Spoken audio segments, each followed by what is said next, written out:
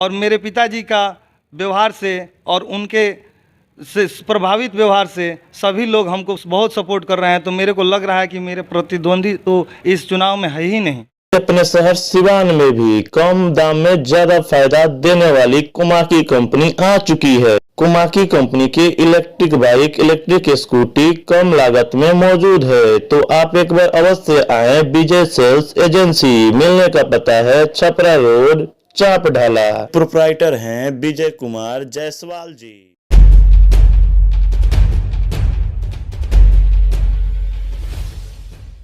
यही है रमेश इंजीनियर जी। आइए इनसे जानते हैं कि मुद्दा क्या रहेगा और सिवान की जो वर्तमान समस्याएं हैं उन समस्याओं का समाधान कैसे किया जा सकता है, इस पे भी हम बात करेंगे इनसे। तो सबसे पहले रमेश जी, स्वागत है हमारे चैनल पर आपका। आप सभी को धन्यवाद और अपने नगर परिषद के सभी सम्मानित भाइयों बहनों कर्मियों को नमस्कार।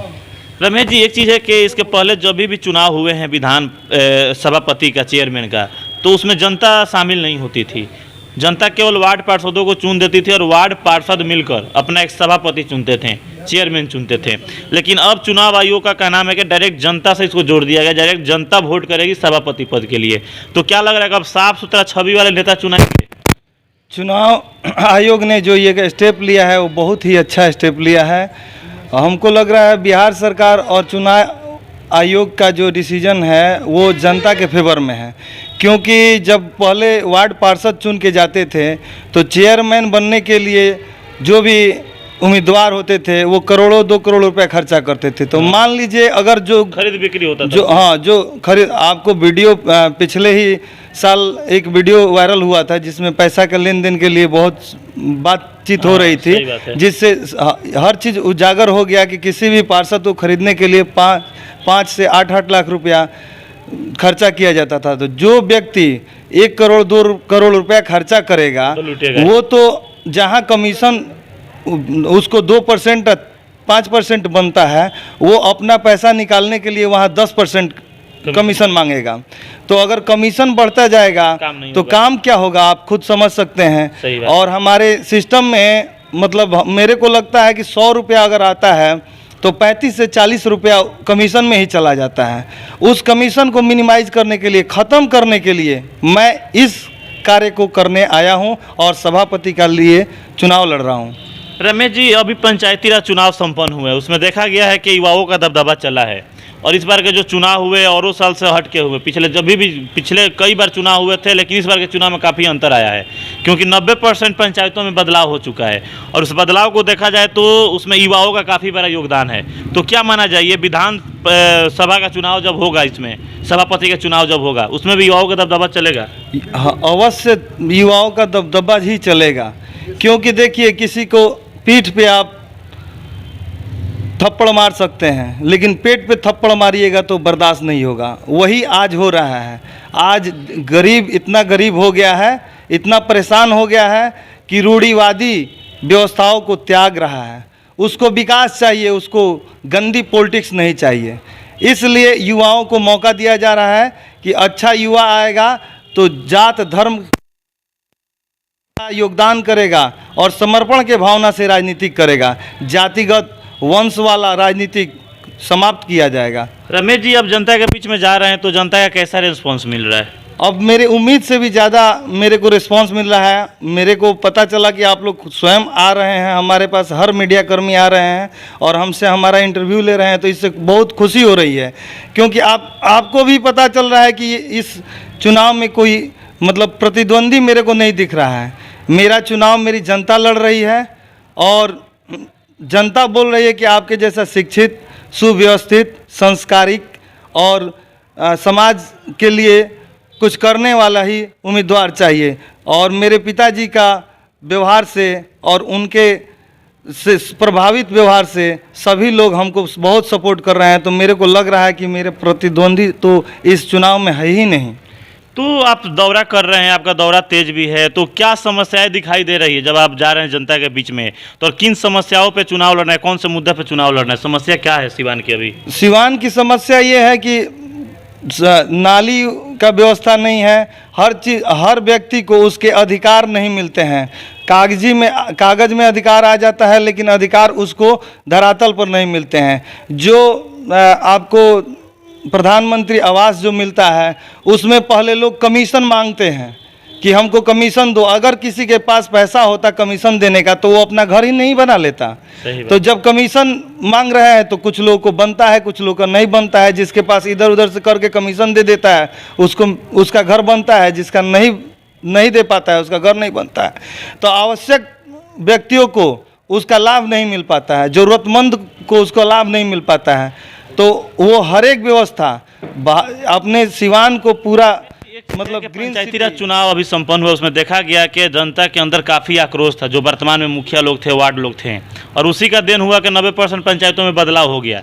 लेकिन दुर्भाग्य है उस गांव का जहां पे चुनाव नहीं हुआ, पंचायती राज चुनाव। हालांकि वहां के भी जनता काफ़ी आक्रोशित थी वहां के मुखिया लोग से, लेकिन वहां के मुखिया जी लोग बच गए, वहाँ चुनाव नहीं हुआ। लेकिन अब जब इसका चुनाव होगा, नगर परिषद का जब चुनाव होगा, तो जनता के आक्रोश का यहाँ पर दिखाई देगा नेताओं पे। तो कैसे उन लोगों को आप झेल पाइएगा, लो जो जनता आक्रोशित है, जिसका विकास नहीं हुआ है 5 साल में, और जब उसके पास आप लोग वोट मांगने जाइएगा तो जनता अपने प्रतिक्रिया तो देगी।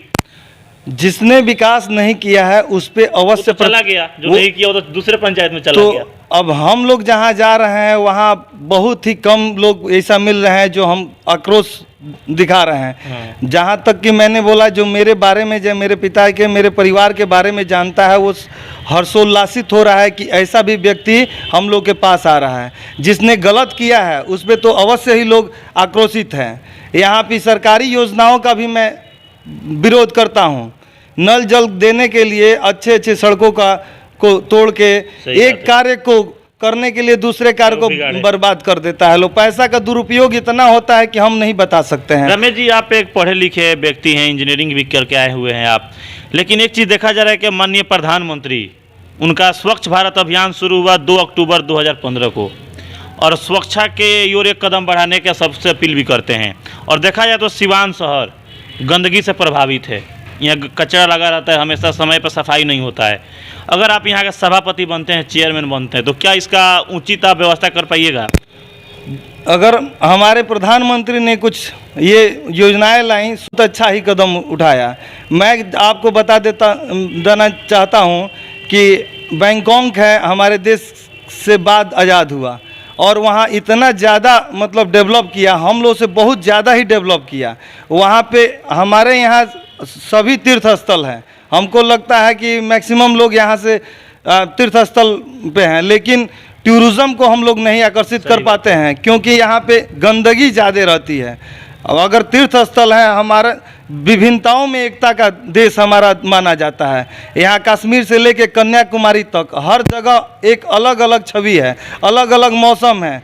अगर विश्व का ध्यान इधर आए तो टूरिज़्म का बहुत बड़ा प्लेस बन सकता था। तो हमारे माननीय प्रधानमंत्री जी ने ये स्वच्छ भारत का अभियान निकाला था कि स्वच्छ अगर भारत रहेगा, या आपको एक ग्राम को गोद लेने के लिए बोला था, तो किसी ने कुछ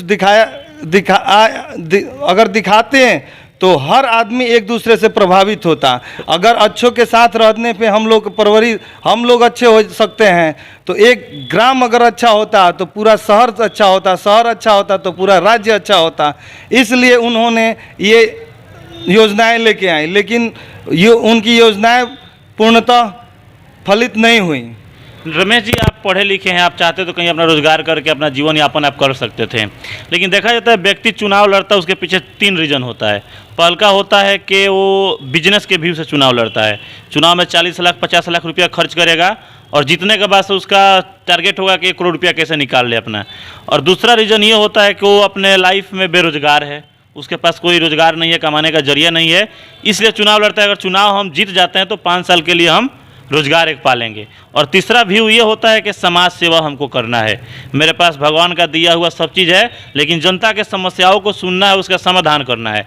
तो आप किस व्यू से चुनाव आप लड़ रहे हैं? देखिए, जो आपने तीनों व्यू अपना बताया कि राजनीतिक का, तो जो पहला व्यू है, अगर उस व्यू से आप चुनाव या हम चुनाव लड़ रहे हैं तो हमें चुनाव ही नहीं लड़ना चाहिए। या जो भी कैंडिडेट इस व्यू से चुनाव लड़ना चाहते हैं पैसे कमाने के लिए, तो उन्हें चुनाव नहीं लड़ें, क्योंकि मेरा जो आज अपील है कि वो नहीं नहीं तो लड़ें। जो आज लाखों करोड़ों रुपया खर्च कर रहे हैं वो क्या करेंगे जीतने के बाद? अब वो जीत ही नहीं पाएंगे, क्योंकि जनता सब जानती है। अगर जनता मालिक है, अब जनता जनार्दन है, आप किस जनता व्यू से चुनाव जागरूक लड़ रहे हैं? आप किस व्यू है। से लड़ मैं रहे हैं? सेवा करने के व्यू से चुनाव लड़ रहा हूँ। मेरा परिवार संपन्न है और मैं बचपन से ही मैं बता देना चाहता हूँ कि मैं बचपन से ही सेवा के ही व्यू से मैं जीवन यापन करता हूँ। मैं त्यागी व्यक्ति हूँ, हमेशा नियम में रहता हूँ। ठीक है, मेरा सेवा करना ही है। अगर सेवा नहीं किया तो आपका रमेश जी, लगभग सारे सभापति पद के लिए सारे दावेदार सामने आ चुके हैं और जनता सबको देख भी चुकी है कौन कैसा है। तो अब हमारे चैनल के माध्यम से सिवान की समस्त सामान्य जनता से क्या अपील कीजिए, कैसे कैंडिडेट को वोट करना चाहिए? मैं सिवान की सभी जनता से निवेदन करता हूं, आग्रह करता हूं कि आप लोगों ने सबको देखा और मुझे भी मौका दें कि मैं सेवा करूं, और उस तरह मैं सेवा न करूं। अगर जिस दिन अगर मैं गलत कार्य कर दिया जिस तरह उन लोगों ने किया, उस दिन आपका जूता मेरा सर होगा। तो देखिए अभी हमारे साथ मौजूद हैं युवा सोच और युवा जोश वाले नेता रमेश कुमार। ऐसे तो ये इंजीनियरिंग किए हुए चाहते तो कहीं भी अपना गुजर बसर के लिए कहीं किसी कंपनी में जॉब कर सकते थे, लेकिन इनका टारगेट है कि अपने सिवान सदर को सौंदर्य में लाना और एक खूबसूरत शहर बनाना। जो सपना था डॉक्टर राजेंद्र प्रसाद का और मौलाना मजरुल हक का जो सपना था उसको साकार करना, और इसीलिए चुनाव लड़ रहे हैं। यहाँ की जो हैरान परेशान जो जनता है जिसको सरकार की योजना का लाभ सही सलामत नहीं पहुँचा है, उन लोगों को हक को दिला